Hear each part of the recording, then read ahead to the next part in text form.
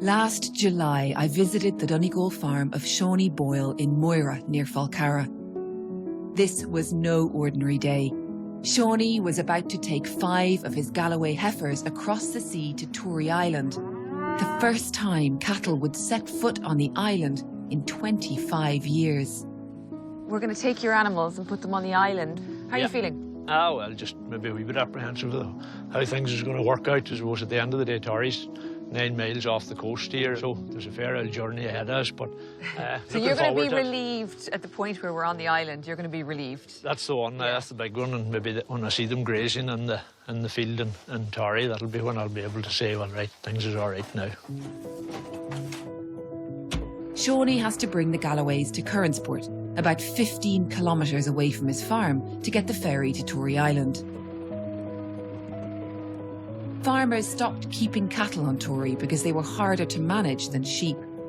But these cattle will be used for a very special purpose. They're part of a publicly funded project which is trying to improve the habitat for one of Ireland's most critically endangered bird species, the corncrake. Shawnee, I have to say my stomach is not the best. It's very bumpy, but, you know, most importantly, how do you think the cattle are doing? No, in fairness, they're happy enough, so they are. Yeah. I would expect myself them to be moving a lot more in the trailer, but they're not.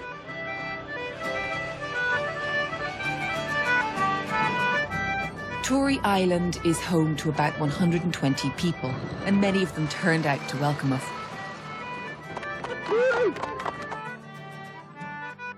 The island is one of 8 sites in the west and northwest that are the focus of the Corncrake Life project.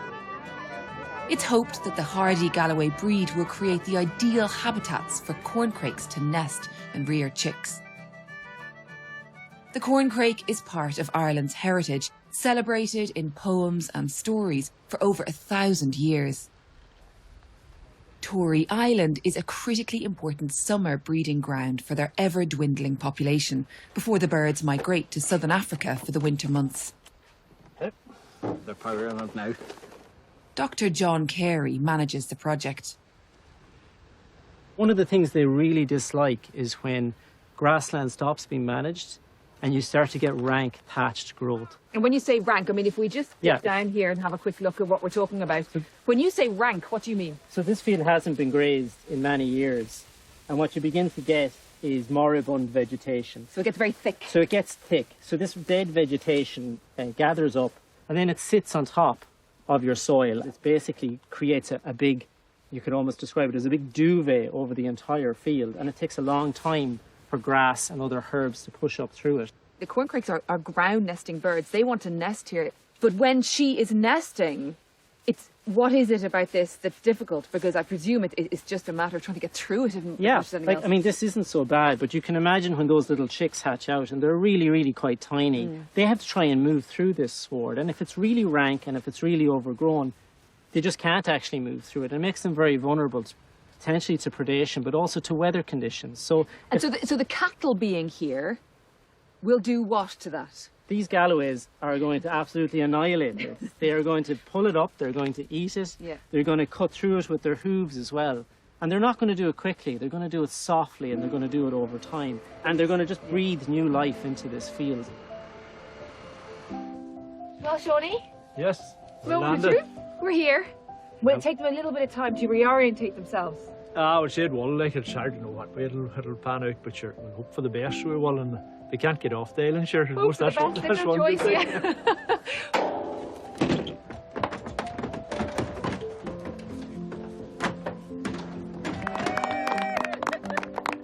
This corncrake project is part of the European Commission's Environmental and Climate Action Programme.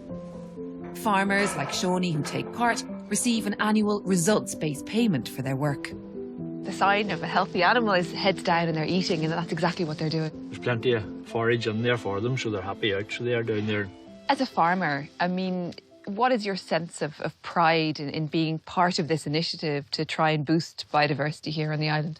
Well, I suppose there's two ways of looking at that. It could be classed as maybe a bit of madness, maybe as well in the thing. But That's always no, we're hoping, you know, that there's a lot of these projects around the country, and as regards this one and what they're wanting to achieve, I suppose, you know, the cattle are a part of that, and they're happy enough to use them, and I'm happy enough to work with them on it. But what these farmers are producing really is public goods and services. The farmers here are protecting a species that is on the verge of extinction, where there's a legal obligation on Ireland to protect it. So they're providing us with biodiversity services.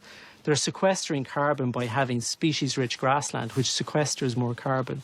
And the other thing they're providing for is for the island itself, sociologically, in terms of its sustainability, that bringing these cattle back in here today has, you know, we've arrived to almost a festival. It was such a big occasion for everyone, and it'll hopefully give the local community a lift.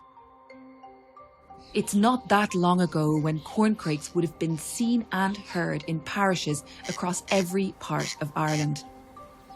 But the intensification of agriculture has resulted in a dramatic decline in their numbers. This year, just 197 calling males were recorded. So it was with some delight that I caught a glimpse of this elusive bird.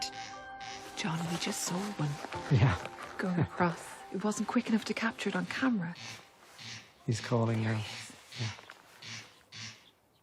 What a sound. It's an amazing sound. It's so deep and resonant. At this point, most of the females are on their second clutch of eggs, so the male's job is done. So he's probably just reminding other males that this is still his territory, but he's probably not going to hang around much longer either. He doesn't like me talking. They're extremely territorial. It's a very charismatic, memorable call, Oh, isn't it? It's a singular sound in nature. Nothing else sounds like it. I miss the corncrake. My generation did not grow up with the corncrake. I'd like my kids to grow up with the corncrake, because for them to lose it would be just an absolute travesty. Hopefully this time next year, when the cattle have done their job, there'll be a lot more of that sound on the island.